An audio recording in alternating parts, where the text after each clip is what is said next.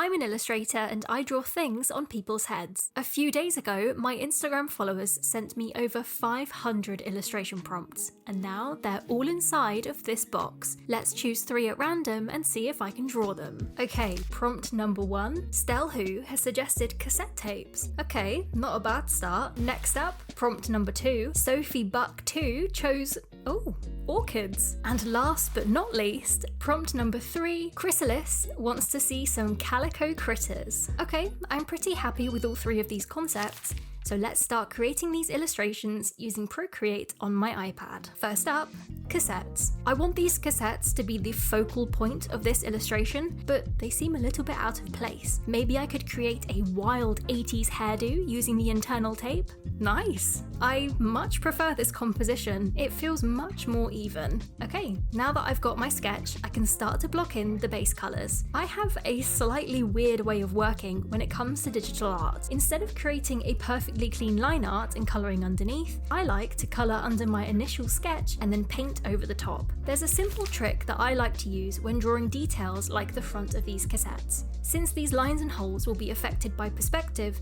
it's much easier to draw basic details onto a rectangle and then use the distort tool to wrap it onto the shape.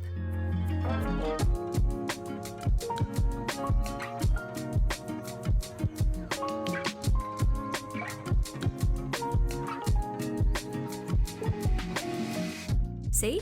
Perfect perspective that took less than a minute. Now I can add the cassette labels and...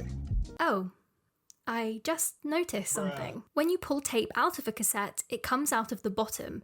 But this blue cassette has tape coming out of the top. How did I not notice this before? Never mind, I can simply rotate this section and use the distort tool again to put it into place. These cassettes are looking great, so now I can work on her hairdo. To create the effect of tangled cassette tape, I'm using this square Procreate brush called Odeon. For some reason the brush is permanently white and I can't fix it, so I'm selecting the shape and filling it in black. This seems to work really well, so let's do the same thing for the larger section of tape in the back. I want the front squiggles to stand out from the back, so I'm using a blur layer behind the squiggly line to add a slight border. Nice! I really like how this bunched up cassette tape looks. I feel like the thought of rewinding these cassettes would really frustrate her, so I'm altering her expression a bit to match this. I'm also adding some intense 80s details, like red lipstick, purple eyeshadow, and a chunky hot pink earring to fill this space underneath her ear. And finally, after adding some finishing touches, extreme 80s blush and some halftone, this cassette-themed illustration is complete. Next up, let's design the orchid character. I've actually drawn quite a few plant-themed girls over the years, so I'm really excited to add this one to my collection. Just like before, I'm starting off with the basic sketch, and to break up the composition of this large curved stem, I'm adding 2 tiny little buds. This should fill the empty space quite nicely. Okay, let's paint in the base colours. I'm making these orchids bright pink to counterbalance this character's lipstick. This should add some nice colour continuity. Now that my base colours have been added and my composition is looking good, I can start to clean up the sketch.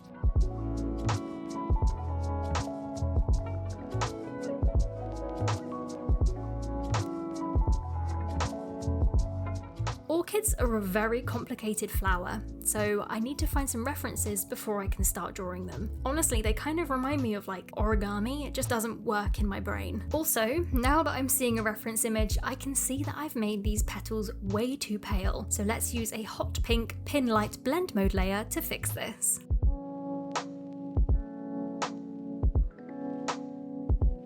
These 2 orchids are looking pretty accurate, so I'm just going to copy and paste this one to create the third. I promise I'm not lazy, this just seemed more efficient. Okay, these orchids have fully bloomed, so let's add some details to the scalp. Baby hairs and edges are one of my all-time favourite things to draw. There are so many different designs that you can choose from, but today I've gone for a simple swirl design. Next up, these braids need to be much cleaner. And I know this is going to look crazy, but it's easier for me to cover the scalp up and start again rather than painting over lines that are incorrect. And don't worry about these baby hairs, I am copying them onto a separate layer so I can add them back in later. When When drawing braids, I like to layer a base hair colour, align the braids, and then sketch the partings in between. I really want these braids to mimic the roots of a plant, so I'm lining them up evenly across her scalp. Okay, these are looking so much cleaner, so let's bring the baby hairs back. My not so secret weapon for drawing braids are these braid outline brushes by Vigalia. I've used these braid brushes for years now, and I have worked with Vigalia a few times as well. She's a fantastic creator. I really recommend checking her out. Also,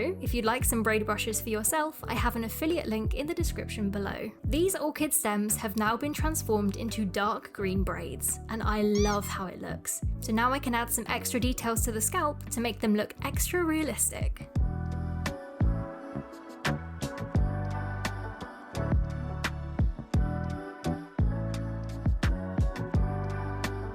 And last but not least, after adding the final details and adjustments, this orchid illustration is complete. But I still have one more prompt left to design, and that is the calico critter illustration. I'm anticipating this drawing to be the most detailed of all three, so I'm going to spend a little more time planning out my sketch. I want these critters to line the character's scalp like a swimming cap. Okay, I'm happy with this sketch, let's add some colour. Matching colours within my work is actually one of my favourite things to do, and it really impacts the composition.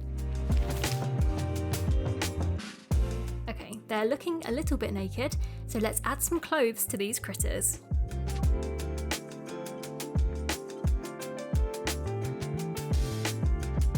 Also, this squirrel baby is perfect here, as her water bottle can hang down to fill this small gap.